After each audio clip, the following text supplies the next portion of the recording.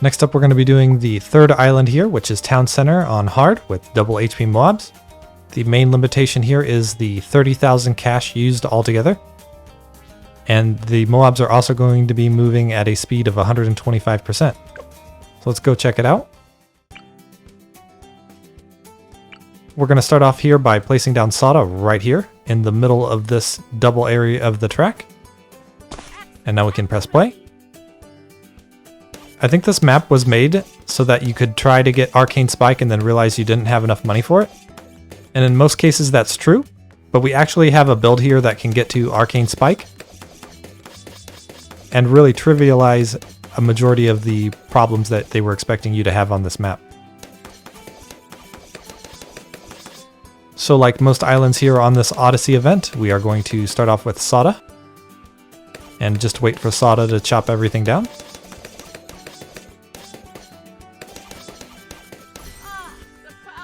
This really is a great event for seeing just how strong Sauda is. The next thing we're going to do is place down the wizard monkey. It's going to go over here. It's going to go all the way to the top area and then to the right. So up and then to the right. Right there.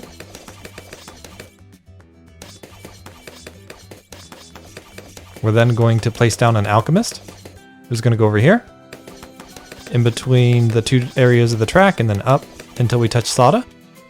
Right there. And then we're going to go all the way to the right. Right there. And we're going to set this to strong.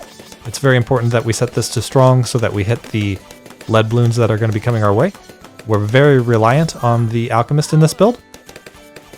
But we're not going to do any more upgrades on this alchemist for now, because we want to come back over here. We want to get the guided magic and the arcane blast.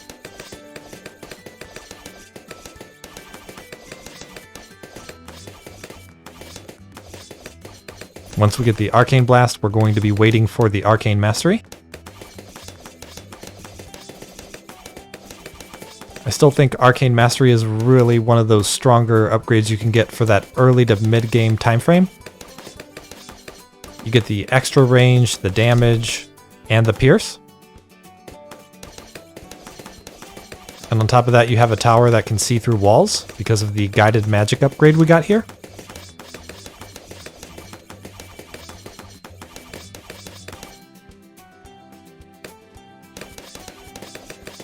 And we are using Sauda here, but this upgrade is even better when you factor in an additional buff with Open.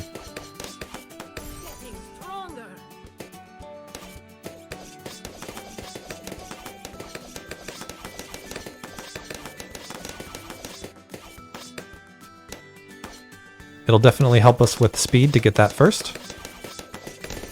There we go. We are leaving this on first for now, but we're going to be changing that later.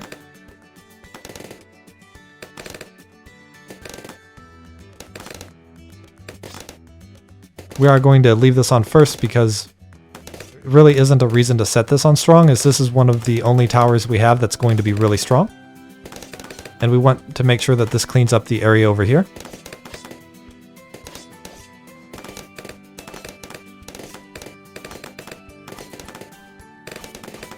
So we're just sitting here for quite some time. Arcane Spike is really expensive.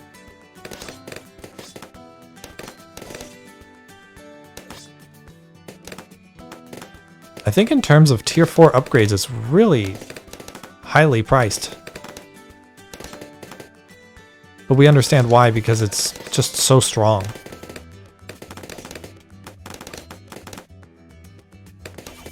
And I think in terms of all-around towers, like what you need in challenges like this, it's really, really good. Couple that with the fact that wizard monkeys can see camo. Great tower to have in Odyssey events. And here we see the importance of the alchemist being on strong. Those lead balloons. Dangerous if you don't have this on strong. And here on round 30 as well, we see the same issue.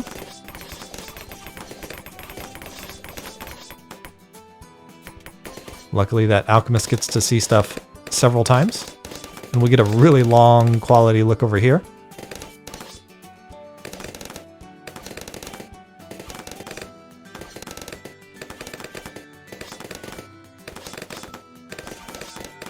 It is popping a fair bit for us though. We're sitting at 478, not too bad. This is at 2,000 and this is at 2,700. So even though this doesn't get a look very early on compared to the other towers, it's still doing really well. And that is a pretty surprising difference between the two, because you'd think Sauda, as a very strong early to mid-game hero, would be keeping up, but not yet. Maybe later on in the game if we didn't upgrade this, but we're going to be upgrading this even further.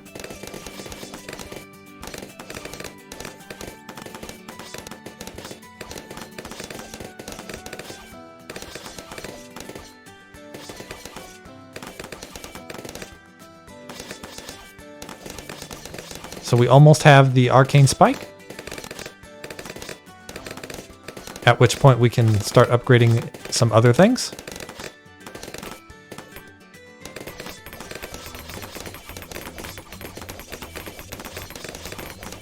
And we see there the lead balloons coming in. We want to really make sure that we have that Alchemist on strong there, as that was a little closer than some previous rounds, wasn't it?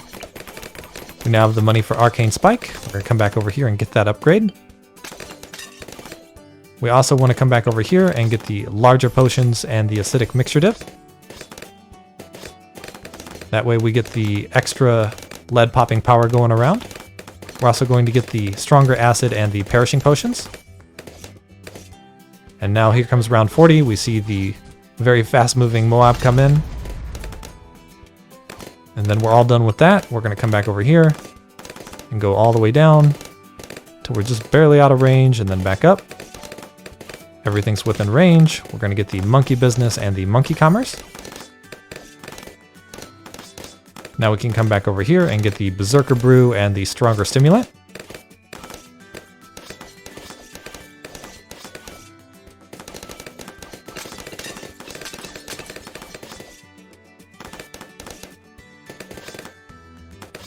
Stronger stimulant is really good because if it goes on either of these towers, we're very happy. So we grab that. And now we can come back over here and get the bigger radius and the jungle drums. In this type of scenario where we have two really strong towers, jungle drums is also really nice. And we're trying to be as cheap as possible because we only have 5,000 left to spend. We're going to come back over here and get the intense magic and the monkey sense.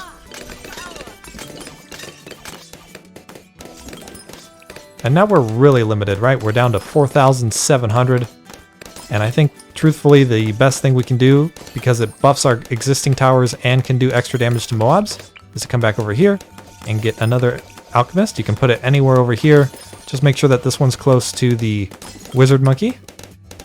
And we're going to go all the way to the right, and then down. Right, and then down. Right there, we're going to set this to strong. We're going to get the stronger acid and the perishing potions, and then come up here to the top area and get the berserker brew. At which point we have 1,800. There's really not too much else we can really spend this money on.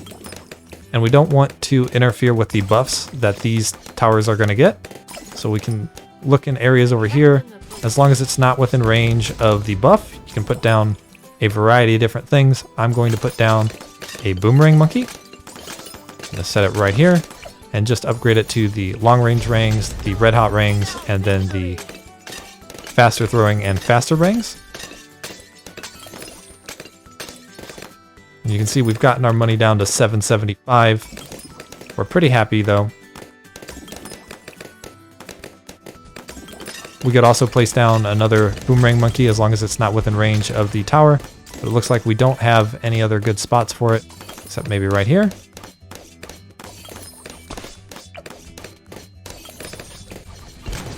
And on this one, we could get the improved rings and the glaives and be all the way down to just 35.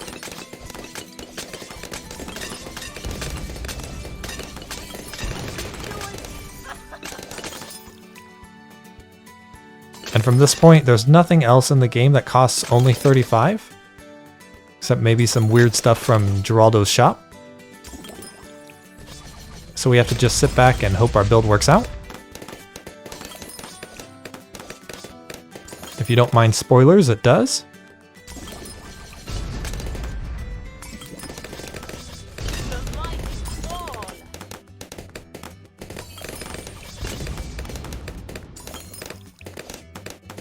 I am really impressed with how well this does against the Moabs as they come in. They're moving really fast and we're still getting them on pretty much the first look there.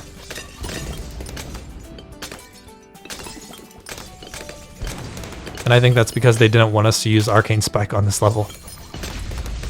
But we did. As Arcane Spike really trivializes this challenge.